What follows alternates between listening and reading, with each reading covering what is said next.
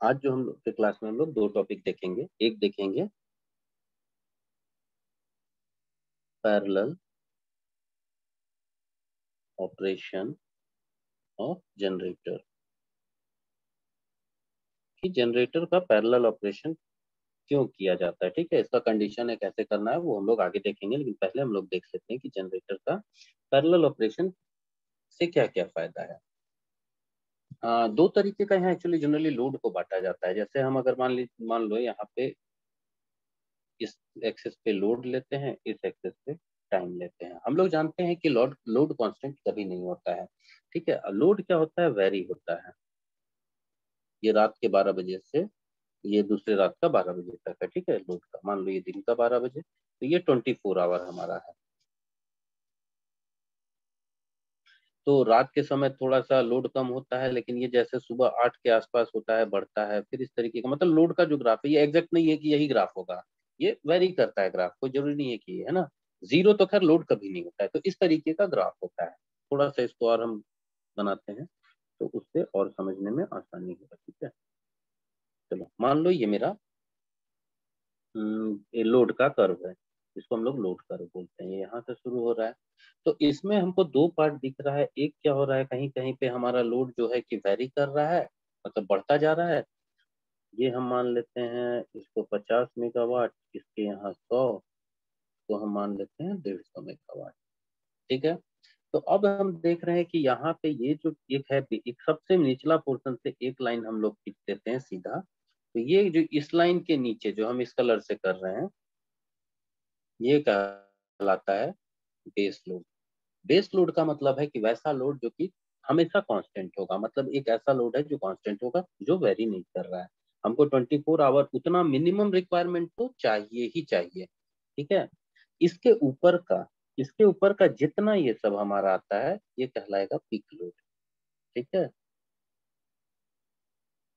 Peak load.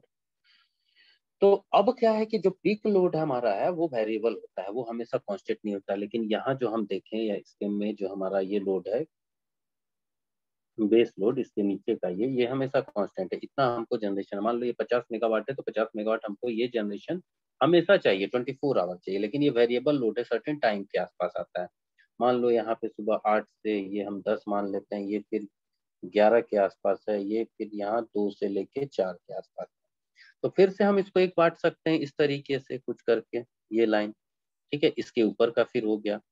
ये हम क्यों बांटे हैं कि यहाँ का हम देख रहे हैं कि 100 मेगावाट है और ये 150 मेगावाट मैक्सिमम हमारा चला। मैक्सिमम डिमांड जिसको पीक डिमांड बोल रहे हैं, वो मेरा कितना है, 150 मेगावाट है, जो कि ये भी पीक में आएगा यहाँ।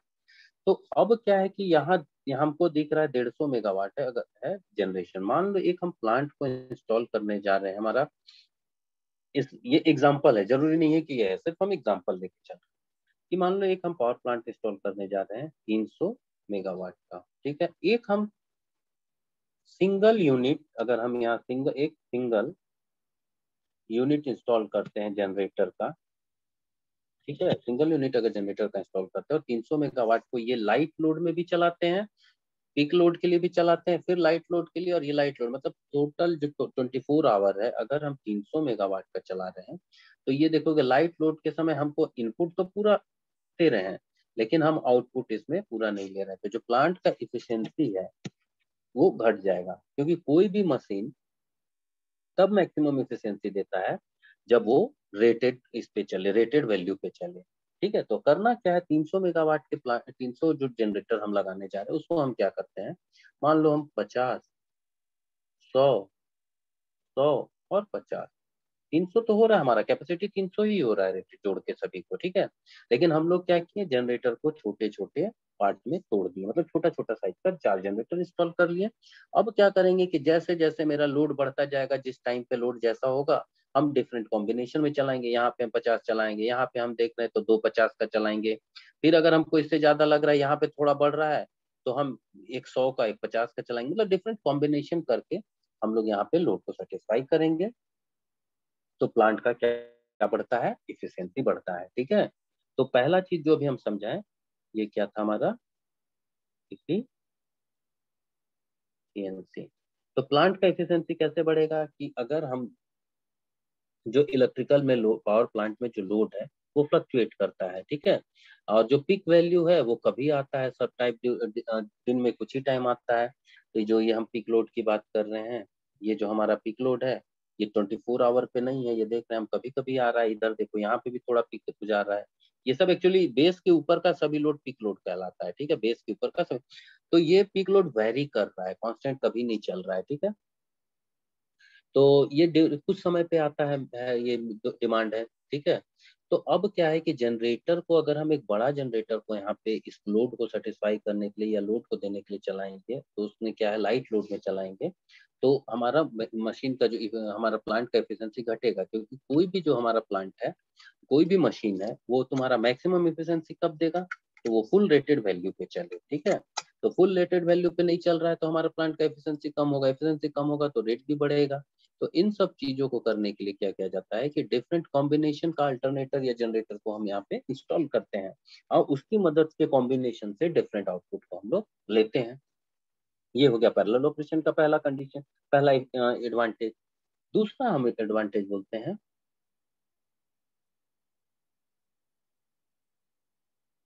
कंटिन्यूटी ऑफ सप्लाई, ठीक। अब देखो कंटिन्यूटी ऑफ सप्लाई क्या है।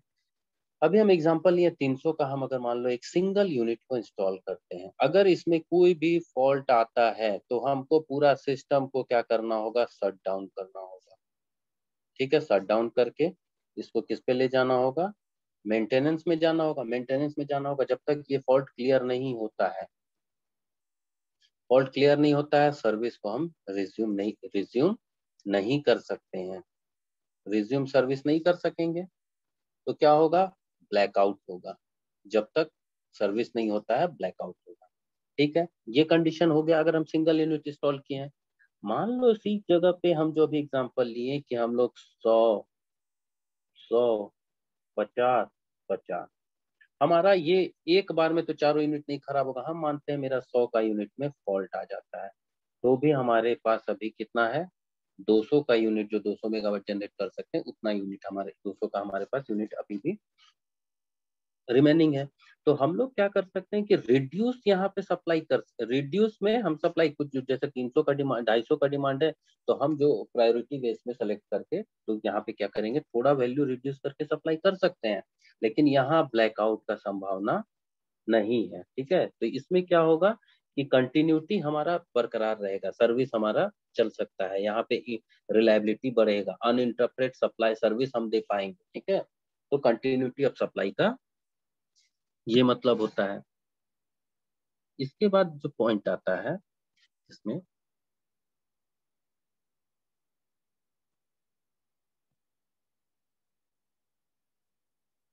मेंटेनेंस एंड रिपेयर, ठीक है, मेंटेनेंस से रिपेयर। अब हम जैसे अगर चला रहे हैं यहाँ पे 100 का, 200, जो भी यूनिट हम यहाँ पे तोड़े हैं, 100 50 50 या 300 का एक सिंगल यूनिट है। अगर सिंगल यूनिट है तो ऐसा तो नहीं है कि भाई फॉल्ट ही आ जाए, मान लो फॉल्ट नहीं आता है, लेकिन हम साल भर अगर मशीन को यूज कर रहे हैं तो उसमें कुछ रूटीन मेंटेनेंस होगा, प्रिवेंटिव मेंटेनेंस होगा, कुछ ब्रेकडाउन मेंटेनेंस होगा। मतलब इसमें हम रेगुलर मेंटेनेंस हम लोग करते हैं, जैसे हम लोग बाइक भी खरीदते हैं, रेगुलर सर्विसिंग में ले जाते हैं, कुछ चीज खराब होता है तो उसको चेंज करवाते हैं। तो ये सब उसके रख रखाव के लिए जो मेंटेनेंस होता है, तो अगर फॉल्ट ना आए लेकिन मेंटेनेंस के समय में भी हमारा क्या होगा कि हमको सर्विस को इंटरप्ट करना होगा, रोकना होगा, अगर एक सिंगल यूनिट हम इंस्टॉल करके काम कर रहे हैं तो इस केस में क्या होता है कि हमारा सर्विस फिर से ब्लैकआउट की कंडीशन में आएंगे, फिर से हमको रुकना होगा। लेकिन अगर हमारे पास छोटा छोटा कॉम्बिनेशन चार्ज है तो हम लोग क्या करेंगे, इसका जो मेंटेनेंस करेंगे, तो चारों यूनिट को हम लोग एक साथ मेंटेनेंस में नहीं डालेंगे, हम इसका एक एक यूनिट को लेके हम लोग उसका मेंटेनेंस करेंगे। उसका एक शेड्यूल बना लेंगे कि इस महीने में हम इसको मेंटेनेंस करेंगे, इसको देंगे, इसको देंगे, इसको देंगे। इसका देखेंगे जिसमें कोई खराब हो रहा है उस पार्ट को हम वैसे चेंज करेंगे मेंटेनेंस में। तो मतलब यहाँ पे क्या होगा कि मेंटेनेंस और रिपेयर करने में भी हम लोगों को आसानी होगा, कि अब हम लोग को जब जैसा रिक्वायरमेंट है हम उस लोड हम फुलफिल कर लिए हैं, उसका देख रहे हैं कि इस समय हमारा लाइट लोड है, या हमारा अभी इसको 2-3 दिन बंद करेंगे तो भी हम इस काम कर सकते हैं, तो शेड्यूल बना के हम लोग क्या करेंगे, इसको मेंटेनेंस देंगे। तो मेंटेनेंस और रिपेयर का काम में भी यहाँ पे आसानी होता है। तो पैरेलल ऑपरेशन ऑफ जनरेटर का क्या है कि दो जो हमारा एक जो सिंगल यूनिट है उसको हम बड़ा यूनिट को ना चला के छोटे छोटे सिंगल यूनिट को तो छोटे छोटे सिंगल छोटा यूनिट को हम लोग इंस्टॉल करते हैं। ठीक है, इससे क्या होता है डिफरेंट कॉम्बिनेशन बना के हम लोग जैसा लोड का डिजायर होगा हम उसको सप्लाई देंगे तो कंटिन्यूटी ऑफ सर्विस भी यहाँ बरकरार रहेगा, इफिशिएंसी भी हमारे सिस्टम का बढ़ेगा। इसके बाद मेंटेनेंस और रिपेयर में हम जाएंगे तो हमारा ब्लैकआउट नहीं होगा। ठीक है, तो ये एडवांटेज था हमारा पैरेलल ऑपरेशन ऑफ जनरेटर।